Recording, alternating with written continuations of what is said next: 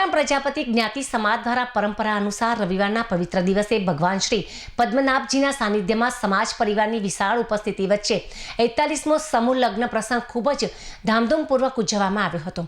પાટણ પ્રજાપતિ જ્ઞાતિ સમાજ દ્વારા આયોજિત 41મા સમૂહ લગ્નમાં જોડાયેલા નવદંપતીઓને સમાજના આગેવાનો અને દાતા પરિવારોએ લગ્ન જીવનની શુભકામનાઓ પાઠવી હતી। 95થી વધુ ભેટ સોગાદો અર્પણ કરી રૂડા આશીર્વાદ પણ પાઠવ્યા હતા। 41મા સમૂહ લગ્ન પ્રસંગે ઉપસ્થિત રહેલા સમાજના આગેવાનોએ સમાજ સંગઠન શક્તિની સફળતા સમૂહ લગ્નના આયોજન થકી ચરિતાર્થ થતી હોવાનું જણાવી સમાજ પરિવારે એકતાની ભાવના સાથે આવા શુભ કાર્યમાં સહભાગી બનવાનું જણાવી સમૂહ લગ્ન સમિતિ સહિત પાટણ પ્રજાપતિ જ્ઞાતિ સમાજના આયોજકોને બિરદાવ્યા હતા।